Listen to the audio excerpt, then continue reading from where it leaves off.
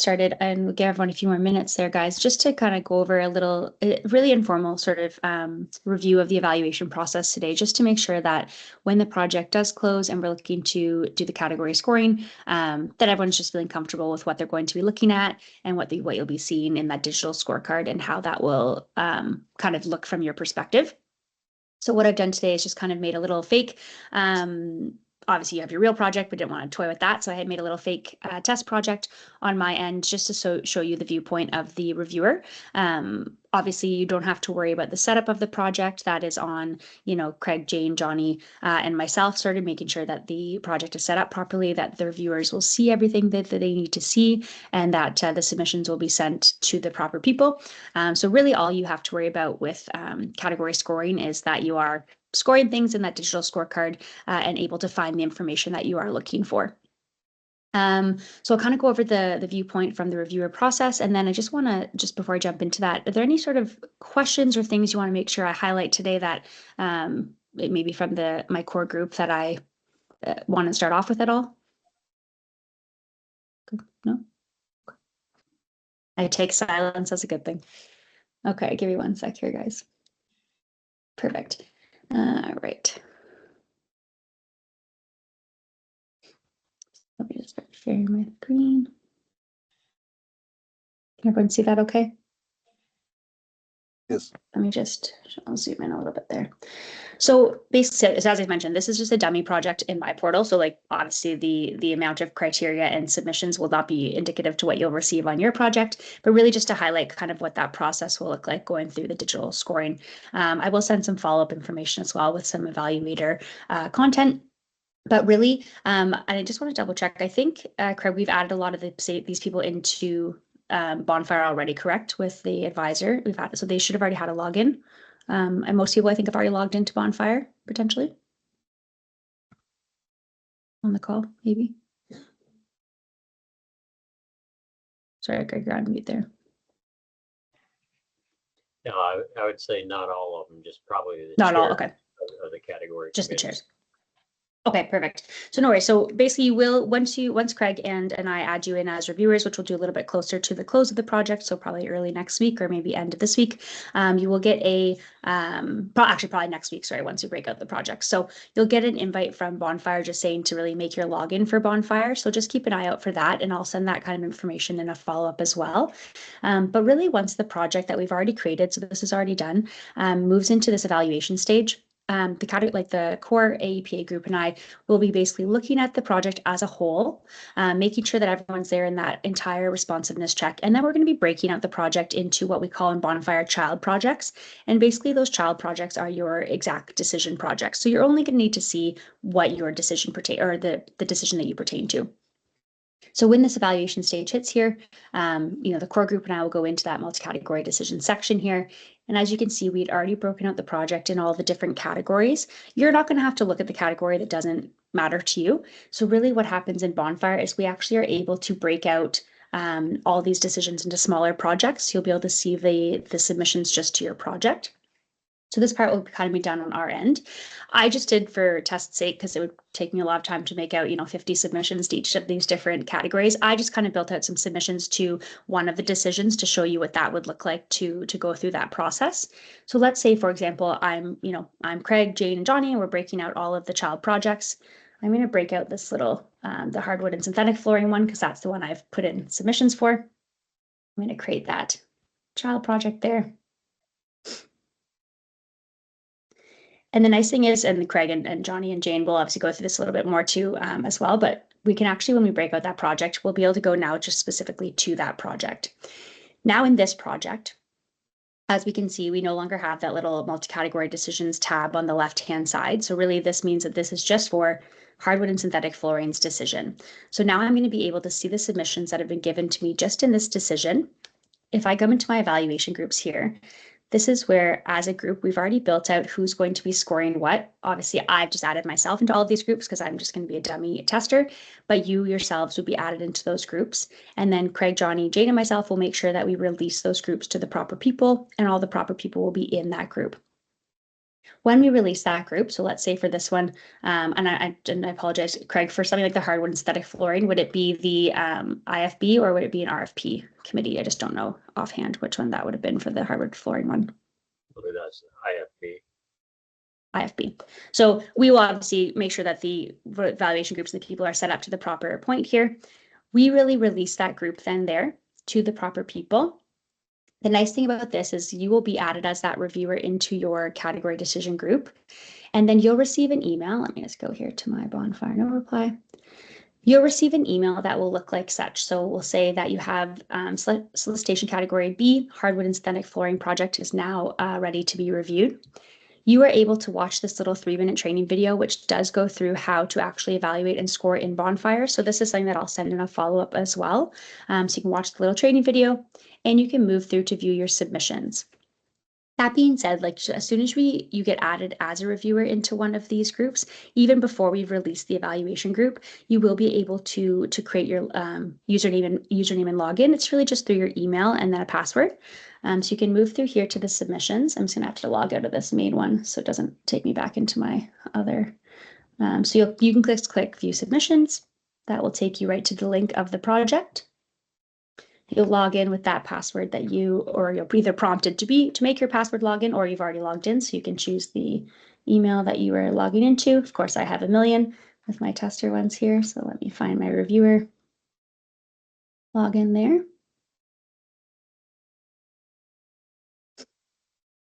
Perfect. So now I'm logged in as what you guys will see as the evaluator or the selection committee. So as you can see in the side left is you have a far more condensed view of what you can see compared to what Johnny, Jane, George, and Craig can see. They can see kind of everything because they have high level permissions. You really will just see something that pertains to yourself and your decision. So you can see the details of the project, which will be, this will be your whatever decision you've been attached to. But for example, this one is the hardwood and synthetic flooring, the project description, all the information that we posted about the timeline in the larger project itself. You'll be able to see any of the files that we've associated with the project as well. So there were quite a few files because it was quite a big project. So if you wanted to look through any of those files, I'm sure you've already seen them, but in the public file space, those would be any of the files that we would have attached to the project. Yours is a far longer list than my example project here, but you can either open them just in your browser window with clicking the little link here, or you can download any of those documents as well. Messages, this is really just an area in which you can have any internal discussion if you'd like. So I know you have everyone's email address and you can talk to each other externally as well. But if you did want to send an internal discussion, to someone on the project, so you would have a list of all yourselves on the project, or, Craig or Jane or whoever's involved. So you could, write an internal message if you didn't want to email externally. You'd also be able to see any public notices. So this is really where we posted any addendums, but you probably have already decided what those addendums and seen those things as well. So you can just really kind of see any of the information that's already been publicly posted on this project. This really doesn't pertain to your scoring necessarily, but it just gives you more of an overview of what you'll see in the project. And then to actually score, you're going to see the submissions tab here. So as I mentioned, you're only going to see the submissions that will pertain to your decision. So, on the higher level, before we split those project decisions apart, Craig, Jane, Johnny, and George, they could see obviously all of the submissions for every decision, but we're going to make sure that you're just seeing what you need to see so you don't get confused as to why you might be seeing someone else's decision project. You will have to sign a declaration form here. So really, this is just stating that you don't have any conflict of interest with any of the vendors that you are going to be looking at. I believe that this is just our generic wording here. I believe that we've put in APA specific wording in your conflict of interest form. And this is really just saying, it's an e-signature, if you will. I hereby agree to the terms, making sure that looking at the vendors here, you don't have any conflict of interest. So you can say no here. If you were to say yes, it would prompt a reason to provide why you have a conflict of interest. And then that would be a larger discussion as a committee if you would still be able to go through with scoring those vendors or not. But I would leave that up to the team to kind of have that discussion. So you could say no here. And you just need one thing to note is you have to sign your name exactly as it is in the brackets here. So just make sure however it looks in the brackets, you sign that there, or it won't actually take there. Are there any questions so far? Will I just kind of move through this? Okay. Awesome. So you will have that this form is signed. This is also for AEPA's audit trail. So we will have that be able to download it from the, for the co-op to make sure that everyone who is scoring has signed the submission form. You're actually not even able to move through to see submissions until you sign this conflict of interest form. So if you're kind of like, why can't I see anything? You will make sure you have to sign that big orange banner there. So we can hide that. So now you're going to see you have, now that you've signed your declaration form, you have your suppliers here, your names. If you want to see more information about the supplier, you can click this little link here beside the vendor's names, and that will take you to their vendor record, which just gives you some more information about their address, any information we've asked about them as well in the registration process. When we've received their submissions, any of the documentation they've provided back to you. So as I said, this is just a very simplistic version of what your project will be collecting. You might have a way longer list of documents you've collected back from those vendors. You are able to download all of the files onto your computer if that's the way you'd like to look at it. It depends really your style. I mean, some people want to have hard copies on their computer on one screen and their scorecard on another. Some people just like opening the documents in their browser window. So you can also do that as well. So let's say you want to open that marketing plan, you could click that document there and that would just open it right in the browser window. And this is just a test document, so this actually isn't a marketing plan, obviously, but this will open whatever document they've submitted right in your browser window here. Takes up less space in your computer, and you can just have it on your computer, or sorry, on your screen here. Nice thing about this as well is if you open it in your browser window and you're going through all this different documentation, you can click the little notepad here, and you can actually write some notes to yourself, whatever you want to write in there. And you can actually associate your notes to a specific piece of criteria, which is really nice. So this is really just for your own benefit to make sure that as you're going through probably hundreds of documentation to make sure that you are going to be giving the proper score to that vendor. So, great plan. Maybe I'm going to, associate that to a cost evaluation, for example, and add that note there. You can also, as I said, download the documents, but you can download them from this page as well. So you could download the little document here, and you can actually also pull up your scorecard right in this window as well. So if I want to score this right now, I can score here. For this one, I've only released the IFB evaluation to myself. So you're only going to see which pieces of criteria are associated to you. Because I've added myself as a reviewer into all of those different groups, technically I see these grayed out areas, but you won't see those grayed out areas unless you have other pieces of criteria that will be associated to you as well. But you're just going to see the ones here with the little score that you're going to be able to score depending on the category you're looking at. So I could look at the complete responsiveness to bid. For an IFB, I believe we're doing a pass-fail function. So you just click score here. This obviously would be after you've gone through all the different documentation, and I didn't build out every single piece of criteria because it would have taken me a very long time to do that, but you will have much more comprehensive list of criteria to go through. For this one here, if I'm looking at just that responsiveness to bid, I can put a pass or a fail function depending on what I've gone through with the documents. Bonfire does require a primary reason for your score. We just have kind of two catch-alls here, meets the requirements or other, but we do also require comment. This is really important too in that audit's sake because we want to make sure that everything that you're scoring does have a reason behind that score and it's not just arbitrary. So, if they're passing this, all documents,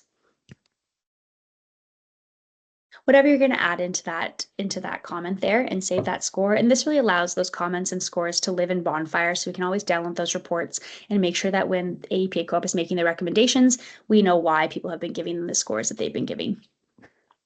And you can work through your scorecard here. So I'll kind of show you as well another place to pull out your scorecard. So this is just from that browser window page. But if I go back to the submission here, I can also pull up my scorecard just right from this page as well. So I could pull up the scorecard here.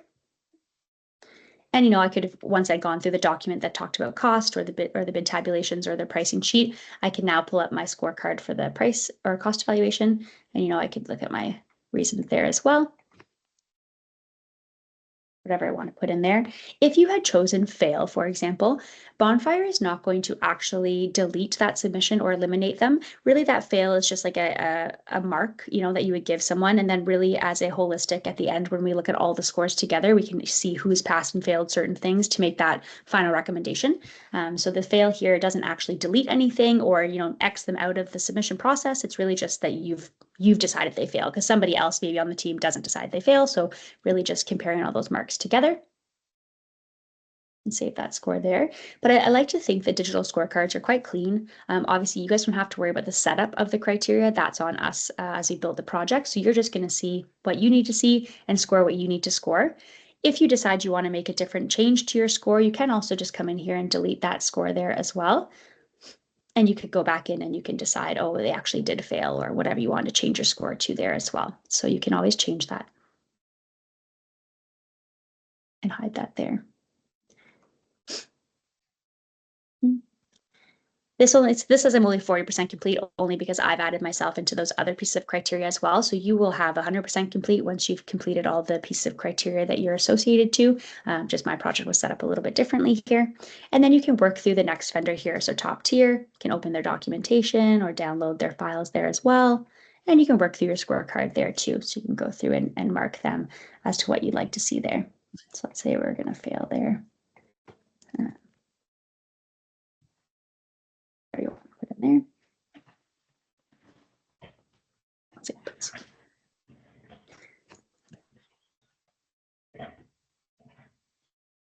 Once you are done scoring everything that you need to score and you've looked through all of your submissions, you are not going to be able to see any of the other selection or category committees scores. So that is something that we can see on, as project owners on the back end. But just for bias sake, we don't want it to be that you can see everyone else's scoring. So you're going to be able to go in here and see your scores and kind of the breakdown of all of your active submissions here. And sort of see the different criteria broken out here as well. But as I said, you're not going to be able to see anybody else's scores. That will be Johnny, Craig, Jane, or whoever looks at the back end can consolidate all that information and see sort of that final recommendation. But this will just be visible to yourself with your own scoring there and the submissions that you've seen. Obviously, if there's multiple of you in the same category committee, you'll see the same submissions, but you won't be able to see just whoever decides what the scoring will be there. If you'd like, you can also download your own scoring into an Excel if that's something you want to keep on hand. And then really, once the kind of scoring closes, we also can, if we, on the back end, so the project owners, we are able to also close those evaluation groups. So there is going to be an evaluate due date to make sure that you get in there and evaluate. Because if we do close the evaluation group, you aren't going to be able to change your responses. So something just to kind of keep in mind with that evaluation due date. Obviously, the APA co-op major or the larger committee will make sure that everyone is in there and scoring before we do close those groups, make sure that everything's complete, but you might get some reminders. I believe Bonfire sends a reminder every few days. It's I think 5 days before the evaluate date by and the evaluate date by. And then if you're late and it's still open, it'll keep kind of prompting a reminder email to you to say, hey, like you still have to get in there and score. So just making sure that you're checking that email. And as I mentioned too, it does come from that no reply Bonfire. So just check into your spam in case it goes into your spam as well. I have a different filter for my emails here because you get a lot of them from Bonfire, for me at least, but they do sometimes go to your spam folder there. So just keeping an eye out for that as well. And then also something to mention too, if you are confused or don't know where to go to find something, or you think you're seeing the wrong thing, you obviously are able to ask one of the members on the team, but we also have a really great resource center as well. So just in the bottom here, a little resource center, you have the purchaser help center, which would be where you would go, and our client hub here. Our client hub takes you to lots of different articles within the system, but really you're kind of looking at the evaluators section. So you can kind of go through, oh, what does scoring look like? What are those declarations? How do I get project access? So this really brings you through to a lot of different articles that we have, how do I view my evaluation progress? A lot of different articles that we have that pertain to the evaluation system.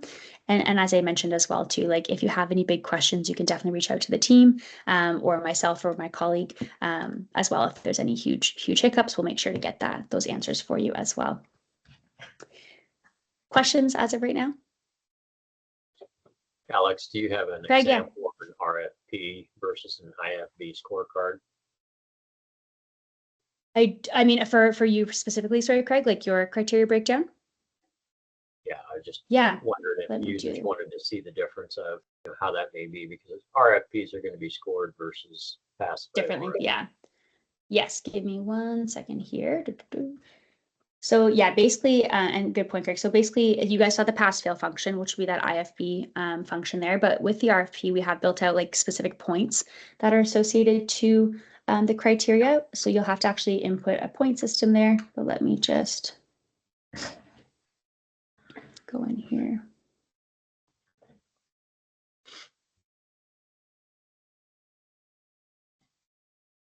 Craig, can you give me an example of which one would be, which decision here might have been a RFP from you guys?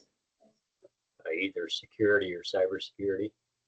Okay, I'm just gonna make a quick fake submission. So pretend you're not watching this. A little fake submission to one of my, and this actually is a good reiteration as to what those vendors would have seen, which I know we kind of talked about before. So let's say you did have someone moving through, just so I can show you what a submission would look like. So I hadn't made a fake one. So the vendor would have uploaded all their information in here, and I'm just going to do that kind of fake testing documents here again.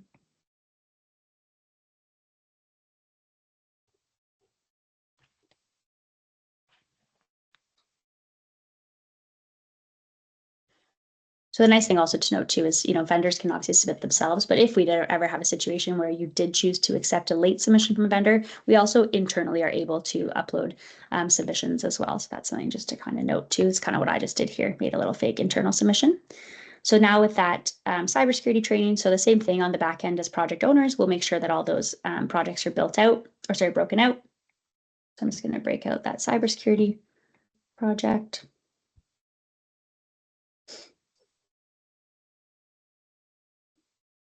I'm just going to make sure that my projects are. Sorry about that, Craig. I should have had an IFB and RFP one built out already, but I didn't think about that. Sorry to put you on the spot, but no, that's okay. I can do it quickly. I just that's my own fault. I didn't think about that one. So yeah, let me just release this RFP committee to myself.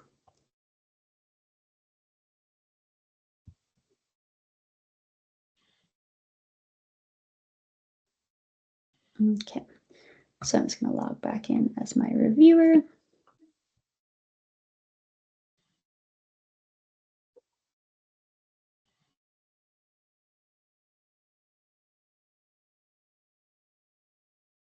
She was saying that you would have got that email. I'm just logging into my account here so I can I know what I'm looking for so I can find it, but you would have got that email to go click through to view your submissions again. So this one, for example, with the cybersecurity and training would just be a little bit different of a scorecard than that pass fail function for an IFB. So for those of you looking at RFPs, obviously, once again, this is a fake submission, so there's only one, but you might have multiple, or hopefully you have multiple. You'll go through your declaration form again.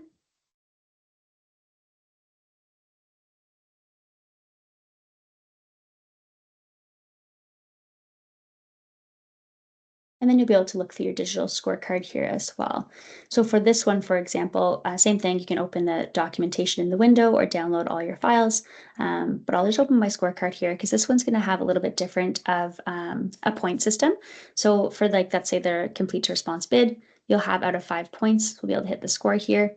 This one, you'll be able to plug in your score, which is a numeric value. So, let's say I give a 4 out of 5. So I guess this is kind of where, and I guess this was kind of a question to the team that I asked the other day, is there sort of a breakdown as to how they would score 1 through 5 on that? Or is that kind of individual to the category committees as to how they would give that 5 points, for example?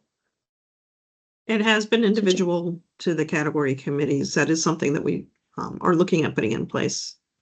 Sounds good, Jen. So at this point in time, gang, like you would just, if we've deemed based on what the project is, it's out of a certain number of points, you would type in, based on your subjective, reasoning why it's a certain number. You would choose kind of a label for the points, so like strongly fits desired attributes. But once again, you do also need to provide a comment. So this is where the more detail, the better. Why did you give it that 80% if it's 4 out of 5 or that 4 out of 5 points?